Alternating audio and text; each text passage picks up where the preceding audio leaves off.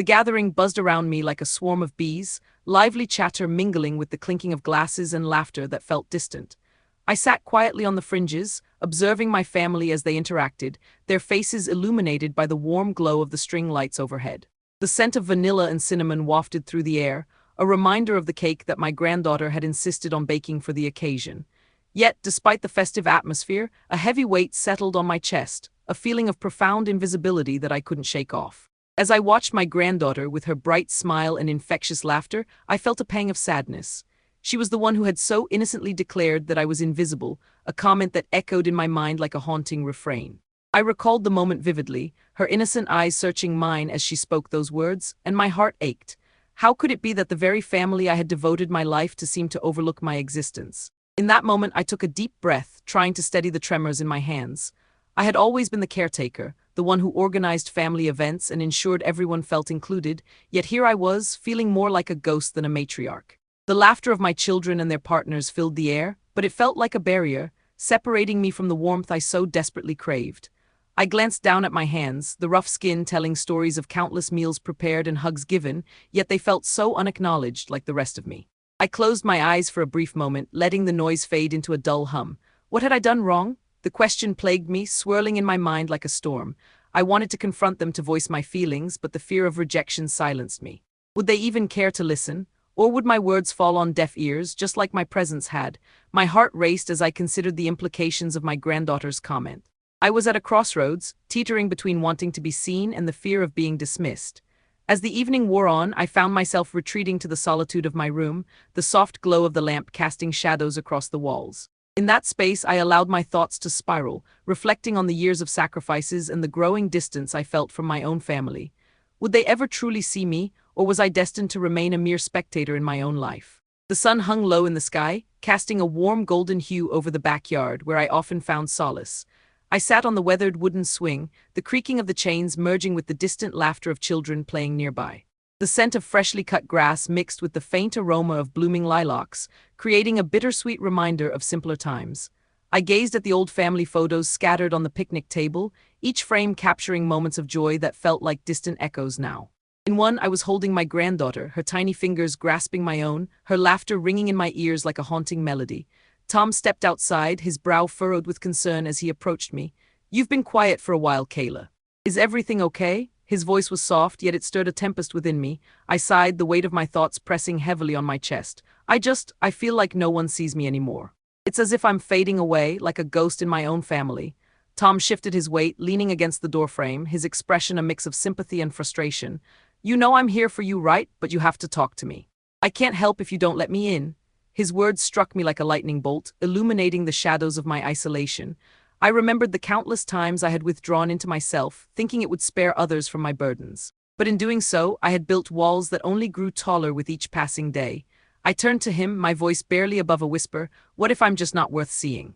What if my struggles are too much for them?" The silence that followed felt suffocating, a thick fog that clouded our connection. Tom reached out, his hand brushing against mine, a gesture meant to bridge the gap between us. "You are worth so much more than you realize, Kayla. Your family needs you, even if they don't know how to show it."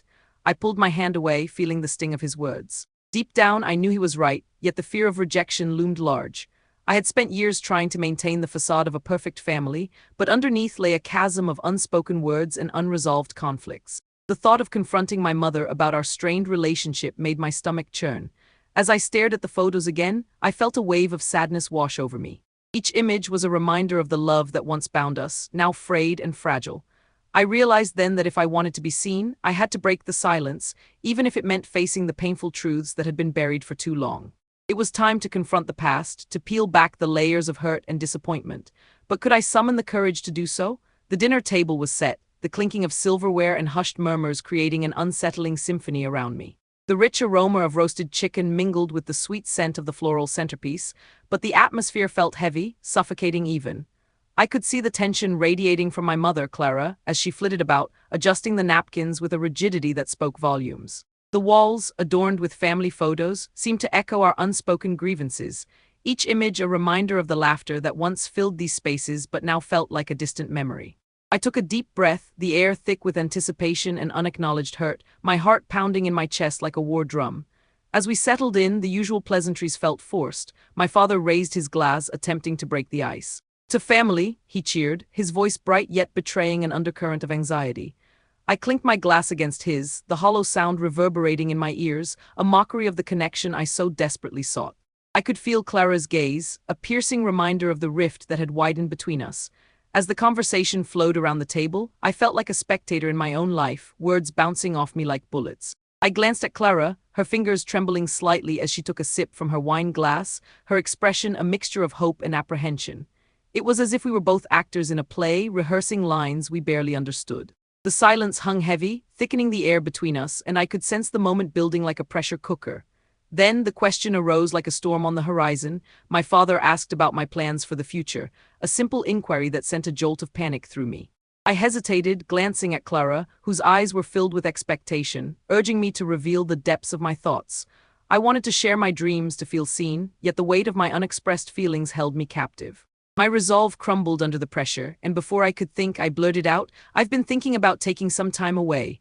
The silence that followed was deafening, a palpable shockwave that rippled through the room. Clara's face fell, surprise morphing into hurt as if I had struck her. My stomach twisted in knots, the realization of my impulsive words washing over me like cold water. I had hoped to bridge the gap, yet all I had done was widen it further. The disappointment in Clara's eyes was like a knife, sharp and unyielding, and I felt trapped in a moment of my own making.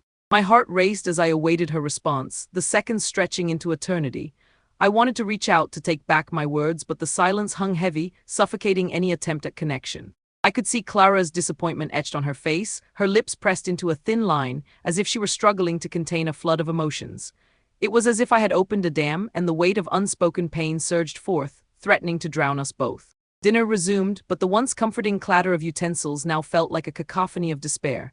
I pushed my food around my plate, each bite tasteless as the reality of our fractured relationship loomed large. I caught Clara's gaze once more, filled with confusion and sorrow. I longed to say something to mend the rift, but the fear of further hurting her silenced me. The distance between us felt insurmountable, a chasm of hurt and misunderstanding that I didn't know how to cross. As the evening wore on, I could feel the tension thickening like fog, wrapping around us in a dense shroud. Clara's laughter was gone, replaced by a fragile smile that barely masked her hurt. I was drowning in my own thoughts, battling the urge to scream against the silence that had settled like a heavy blanket. It was clear that our family was fraying at the edges, and I felt powerless to stitch it back together. I knew I had to confront this pain, but the fear of what lay ahead paralyzed me. The family gathering that evening was supposed to symbolize our efforts at reconciliation, yet it felt like a masquerade, where everyone wore masks of civility and forced smiles. The aroma of baked lasagna wafted through the air, mingling with the scent of fresh herbs, but I could hardly appreciate it. My stomach churned as I watched Clara maneuver around the table, her movements precise yet strained, like a tightrope walker balancing on a thin wire. I could hear the distant chatter of my relatives, laughter punctuating the air, yet it all felt distant and surreal, a mocking echo of the joy I craved. As we settled down to eat, I felt a familiar tension creeping in, thick and suffocating. Conversations flowed around me, but I remained an observer, my heart thudding in my chest. Clara's gaze was flickering between the dishes and the family, her eyes betraying the anxiety simmering beneath her calm facade. I wanted to reach out to break the silence that had become a chasm between us, but every time I opened my mouth, the words seemed to evaporate, leaving only a bitter taste of hesitation. The initial attempts at lighthearted conversation quickly fell flat, and I could see the cracks appearing in our carefully constructed facade. "So, Zoe, any new plans on the horizon?" my uncle asked, his voice bright but tinged with concern. I felt the weight of Clara's eyes on me, silently urging me to respond in a way that would not stir the underlying tensions. My pulse quickened, and I forced a smile in reply, my mind racing with conflicting thoughts. How could I share my aspirations without igniting another round of disappointment? Just as I was about to speak, Clara chimed in, her voice quavering slightly. "I'm sure Zoe is just taking her time to figure things out." "Right, dear," the way she addressed me felt patronizing, as if I was still a child needing her guidance. Frustration bubbled within me, and I clenched my fists under the table, fighting against the urge to lash out. I could sense my relatives exchanging glances, their concern palpable. The tension in the room was thick enough to cut with a knife. As I glanced around the table, I caught sight of Jessie, my best friend, sitting at the edge of the gathering. Her eyes were filled with empathy, but even her presence felt like a double-edged sword. Would she encourage me to speak up, or would she, too, advise silence for the sake of family harmony? I could feel the walls closing in, and as I swallowed hard, the taste of disappointment lingered heavily on my tongue. I wanted peace, but it felt like a distant dream, slipping further away with every passing second. The dinner continued in awkward silence, punctuated only by the clattering of cutlery as everyone tried to navigate the minefield of unspoken words. My heart ached as I felt Clara's eyes on me, filled with hope yet shadowed by expectation. I wanted to reach out to tell her that I understood her intentions, but the words felt trapped in my throat. The moment of connection I sought felt impossible, and a wave of despair washed over me as I realized that our attempts at peace were faltering. After dinner, I found myself retreating to the living room, seeking solace from the tension that hung heavily in the air. The flickering light from the fireplace cast dancing shadows on the walls, a stark contrast to the turmoil within me. I sank into the soft embrace of the couch, the fabric cool against my skin, yet I felt anything but comfortable. The echoes of laughter from the dining room faded into the background, but the weight of my unresolved emotions remained, pressing down like a lead blanket. Jessie soon followed, her presence a welcomed reprieve from the chaos. She settled beside me, her gaze steady and understanding. "You okay?" she asked softly, her voice barely more than a whisper. I exhaled slowly, the air heavy with disappointment. "I just wanted tonight to be different," I confessed, the words spilling out before I could stop them. "I thought we could finally move forward, but it feels like we're just stuck in this cycle." Jessie nodded, her expression empathetic. "You have every right to feel frustrated, Kayla. You just want to be heard, to be understood," she replied, her tone gentle yet firm. I felt a flicker of hope at her acknowledgement, as if she had turned on a light in the dim room of my heart. Yet, even as I spoke with her, the fear of confrontation loomed large in my mind. Would my family ever truly understand the depth of my feelings? Would Clara ever see beyond the surface? As the evening wore on, I realized that the road to peace was fraught with obstacles. I had hoped for a moment of clarity, a connection that would bind us closer together, but instead, I was left grappling with the reality of our disconnection. I had to confront these feelings, to face the truth of our family dynamics, but the path ahead felt daunting. Would I have the courage to voice my needs, or would I continue to be overshadowed by the expectations that loomed over me?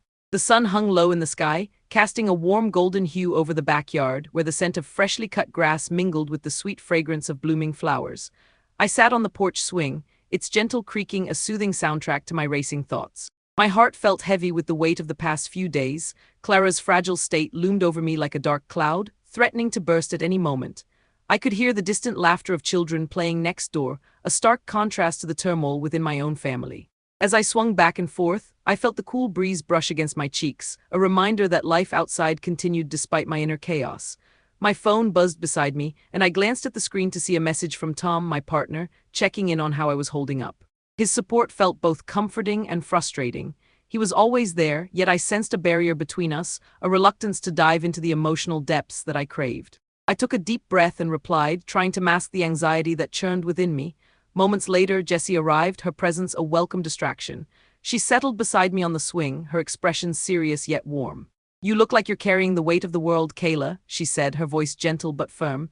I appreciated her honesty. It was a rarity in a world filled with half-truths and unspoken sentiments. I want to make things right with my mom," I admitted, the words spilling out before I could censor them.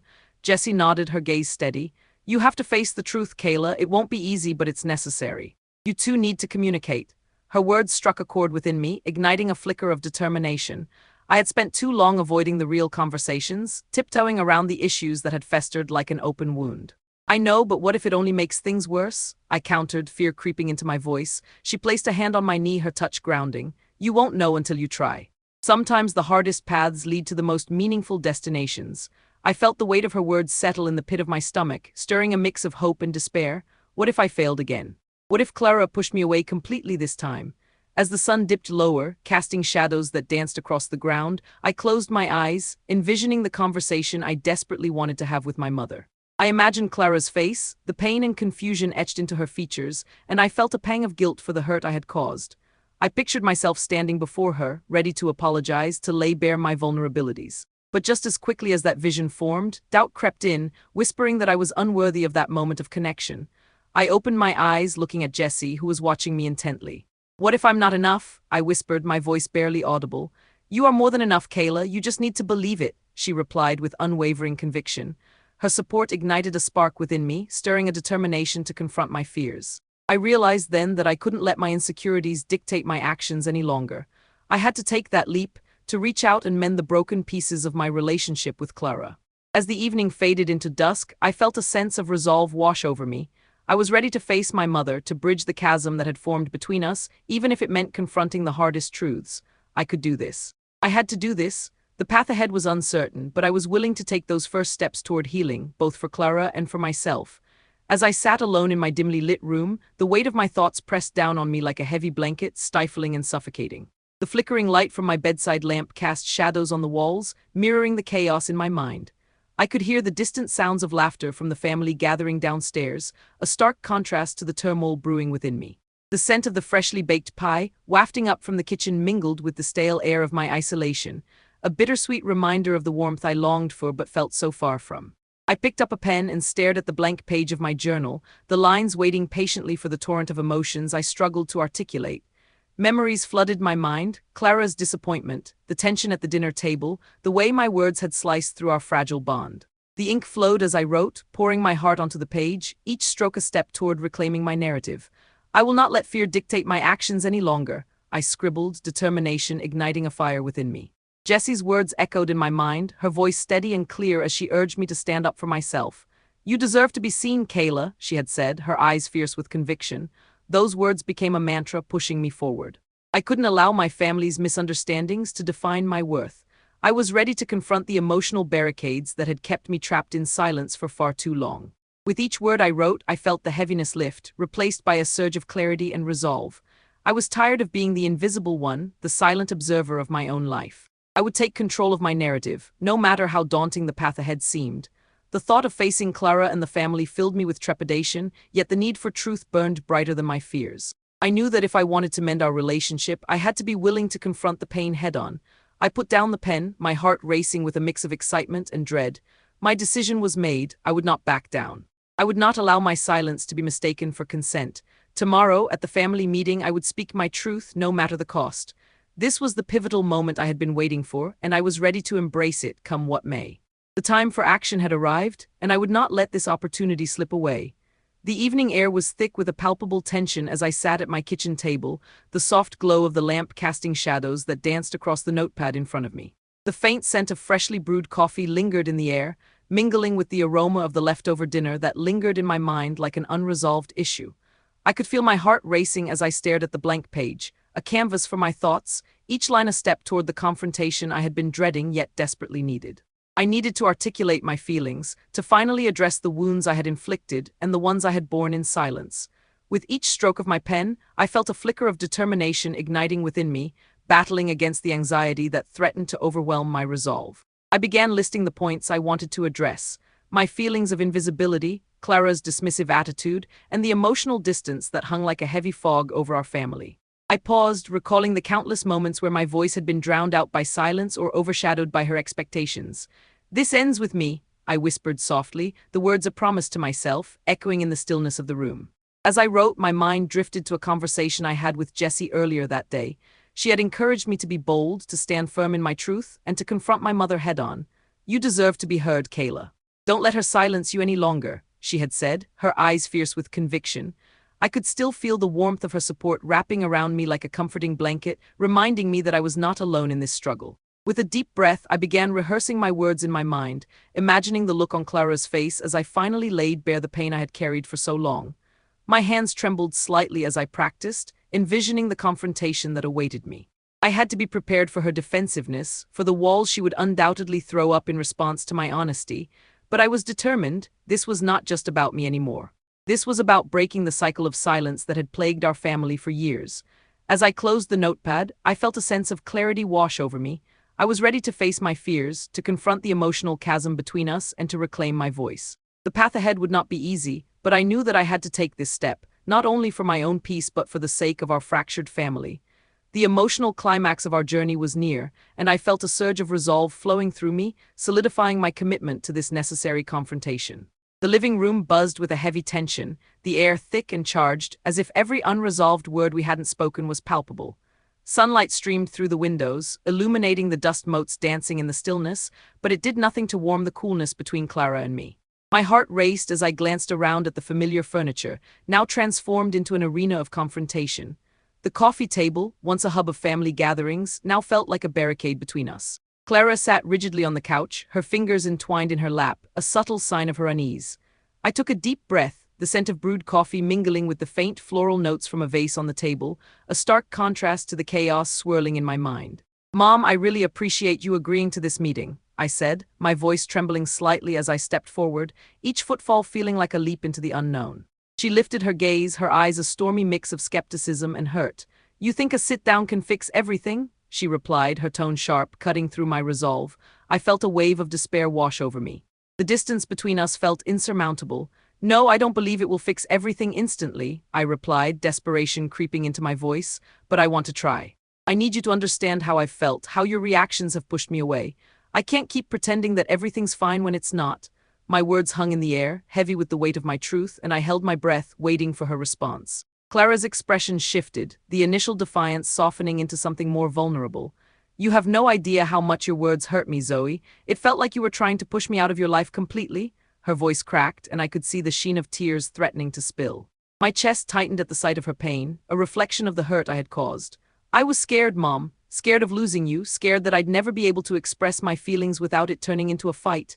I felt a surge of emotion rise within me, the dam I had built around my heart beginning to crack. "I'm sorry for my impulsiveness. I never meant to hurt you. Can we just talk, really talk?" The silence stretched between us, heavy and fraught with unspoken histories. Clara looked down, her tears glistening in the light, and for a moment, I could see her weighing her options, caught between the desire to protect herself and the hope for healing. Finally, she sighed, the tension in her shoulders releasing just a fraction.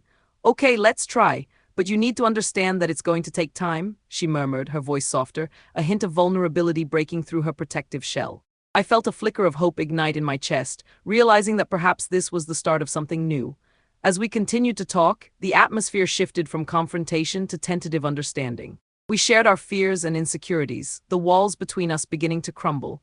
I recounted the moments that had shaped our bond, and with each shared memory, I could feel the weight of resentment begin to lift. By the end of our conversation, I felt both exhausted and relieved. We hadn't solved all our problems, but we had opened a door to healing, a possibility that had once felt so distant. As I looked into Clara's eyes, I saw a glimmer of warmth, a sign that perhaps we could find our way back to each other after all. In that moment, I understood that while the road ahead would be fraught with challenges, at least we were willing to walk it together. I took a deep breath, feeling a sense of hope rise within me as we began to map out our next steps toward healing, a journey I was finally ready to embark on with my mother by my side. The aftermath of our confrontation hung in the air like the lingering scent of rain on asphalt, a mixture of clarity and chaos. I sat in the quiet of my living room, the soft light filtering through the curtains, illuminating the small imperfections of my surroundings that had once felt overwhelming. The tension from our meeting had dissipated, leaving behind a fragile sense of hope. I could still hear Clara's voice echoing in my mind, her admission of fear and hurt weaving through my thoughts like an intricate tapestry. It was a reminder that we were both navigating this tumultuous sea of emotions together. Tom entered the room, his presence grounding me in the moment. He settled beside me, his hand finding mine, a simple gesture that spoke volumes. "How do you feel?" he asked softly, his eyes searching mine for answers. I took a deep breath, feeling the weight of my experiences pressing against my chest, yet there was a lightness that had begun to emerge. I think we're on the right path. It won't be easy, but I finally feel like we're starting to understand each other," I replied, my voice steady yet tinged with vulnerability. As I spoke, memories flooded back, moments of laughter, tears, and the unspoken bond I had shared with Clara. I realized that the confrontation had not just been a battle, it was a step toward healing. I had faced the darkness of my impulsive decisions and emerged with a newfound understanding of the complexities of our relationship. It was a bittersweet realization, but it ignited a spark of determination within me. Tom squeezed my hand, a silent encouragement that reminded me I was not alone in this journey. "You're stronger than you think, Kayla. It takes courage to confront these issues head-on," he said, his voice filled with warmth. I felt a swell of gratitude for his unwavering support, a beacon of light in the midst of my internal storm. In that moment, I acknowledged that I had to be my own advocate too, to stand firm in my worth and embrace the love that surrounded me. Looking out the window, I noticed the vibrant colors of the garden blooming outside, a stark contrast to the shadows that had once loomed over my heart. It was a reminder that renewal was possible, that healing could flourish even in the most unexpected circumstances. I closed my eyes and allowed the warmth of the sun to envelop me, a symbol of the hope I was beginning to cultivate within. As I reflected on the confrontation, I felt a sense of closure wash over me, a release of the burdens I had carried for too long. I understood that while the road ahead would be fraught with challenges, I was ready to face them with clarity and purpose. The journey of healing was not a destination but a continuous process, one that I was now willing to embrace with open arms. I turned to Tom, a smile breaking through the remnants of my anxiety. I think it's time to start fresh, to rebuild what we've lost, together. His smile mirrored my own, a silent agreement to embark on this journey of rediscovery. I felt lighter, as if the storm that had raged within me had finally begun to settle. In that moment, I realized that I was not invisible anymore. I was seen, I was valued, and I was ready to reclaim my place within my family. The love that had once felt distant was now within reach, and I was determined to nurture it, one step at a time. Sitting on the porch, the sun dipped low on the horizon, casting a warm golden hue over our suburban neighborhood. The gentle rustle of leaves whispered secrets of the day, while the distant laughter of children playing filled the air with a sense of normalcy that had eluded me for so long. I took a deep breath, inhaling the sweet scent of blooming flowers mingled with freshly cut grass, grounding me in the moment. My heart felt lighter, the weight of the past slowly lifting as I reflected on the journey I had undertaken with Clara. In the days following our heartfelt conversation, I had noticed a shift in our relationship. Each small act of kindness, whether it was sharing a cup of coffee or exchanging knowing glances, felt like a stitch in the fabric of our renewed bond. There was still work to be done, but the foundations of understanding and love were being rebuilt. I smiled as I recalled Clara's laughter, a sound that now felt like music to my ears, a reminder of the joy that had once filled our home. As I sat there, I couldn't help but think of how my story might resonate with others. I had been so lost in my feelings of invisibility, yet here I was, ready to share my experiences and inspire those who might be struggling with their own family dynamics. The thought of reaching out to others filled me with a sense of purpose. I decided to start a blog, to document my journey and invite others to join me in reflecting on their own paths toward connection and healing. I picked up my phone, the screen illuminating my face as I started drafting my first post.